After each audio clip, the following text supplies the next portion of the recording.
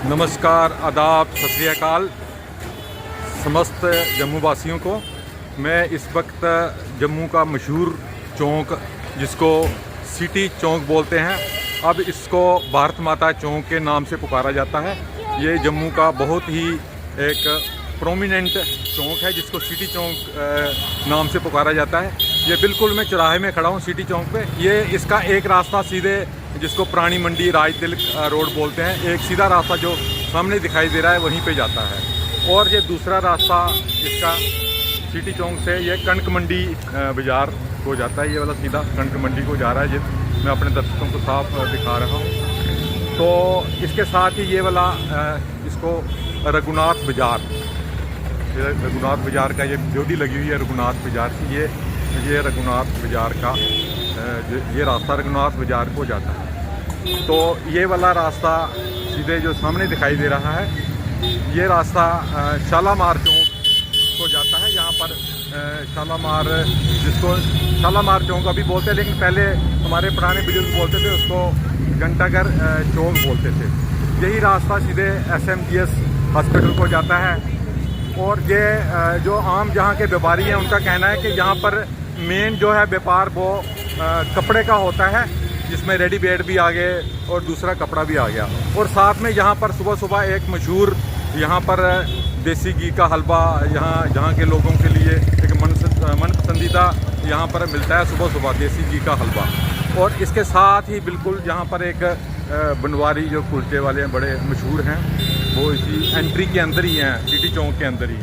और जहाँ पर जितने भी जम्मू के अंदर प्रोटेस्ट वगैरह करने होते हैं तो वो इसी चौराहे में लोग जो हैं इसी चौराहे में खड़े होकर करते हैं। ये अभी एक ड्यूटी बनी हुई है रघुनाथ बाज़ार जाने के लिए, इसको हेरिटेज नाम भी दिया गया है इस बाज़ार को।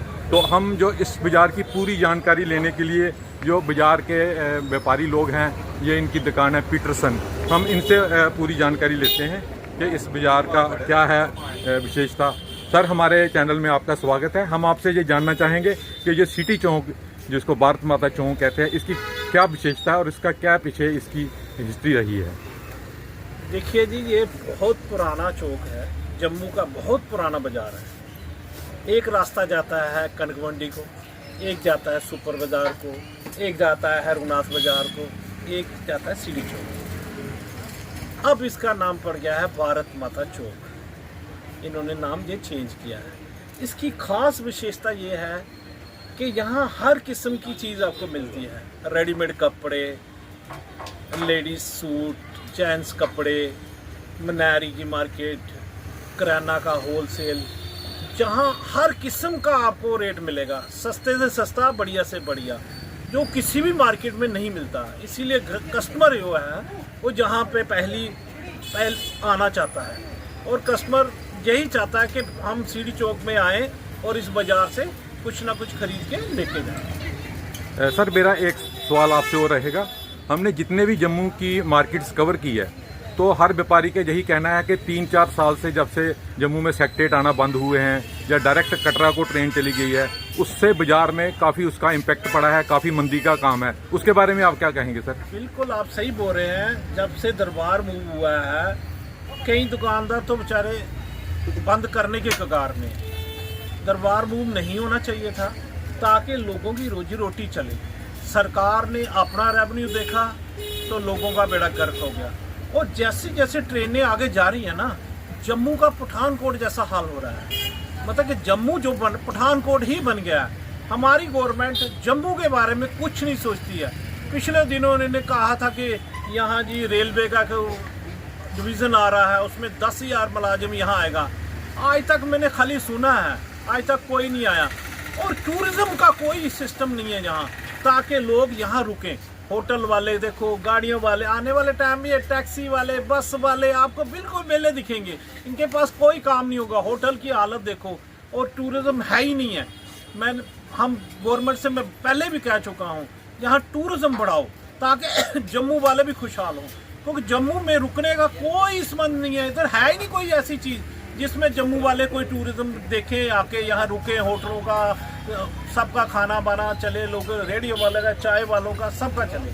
सर, एक सवाल हो रहा है मेरा आपसे, अंतिम सवाल रहेगा जो 370 इन्होंने आर्टिकल एब्रोगेट किया था 2019 में, उसका व्यापारी वर्ग उस बात को क्या पॉजिटिव सेंस में लेता है कि नेगेटिव सेंस में? उसका हमें फ़ायदा हुआ है जम्मू के, जो खास करके जम्मू के लोगों को, कि नुकसान हुआ है? उसके बारे में आपका क्या कहना है? देखिए, मैं आपको स्पष्ट बात करता हूँ, उससे हमें ना कोई फायदा हुआ है ना कोई नुकसान हुआ है। सिर्फ हमें एक नुकसान हुआ है कि जो अफसर लोग हैं ना, वो हर दिन एक अपना रूल निकालते हैं।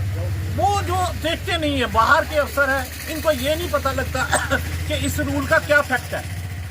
जैसे मैंने एक प्लाट लिया था, थोड़ी सी मैं बताता हूँ डिटेल में, 2023 में। अब जब मैंने उसको सेल करने के लिए किया तो उन्होंने एक 25 में रूल बना दिया कि उसमें दूसरा सर्टिफिकेट लगेगा, जो गांव में सर्टिफिकेट होता है ना, वो लगेगा, एग्रीकल्चर सर्टिफिकेट लगेगा। मेरा कहना है, ड्यूटी के अंदर मैंने ये प्लाट लिया, गवर्नमेंट को हमने इसमें 2 लाख रुपए रेवेन्यू दिया, और गवर्नमेंट ने 25 में रूल निकाल दिया कि एग्रीकल्चर सर्टिफिकेट को तभी वो ले पाएगा। मैंने एक बंदे को सील किया, उसने मुझे एडवांस दे दिया। अब वो बात अब कैसे होगी जब हम उनके पास जाते हैं, कहते हैं ये हो नहीं सकता। ना हम फंस गए, दूसरा भी बंदा फंस गया। ये रूल अगर गवर्नमेंट सोच के बनाए, आप पहले होता तो ठीक है, आपने ड्यूटी में हमें ऐसा सिस्टम दिया है तो ड्यूटी में ही आप दूसरा रूल बना रहे हो, ये कौन सा सिस्टम है?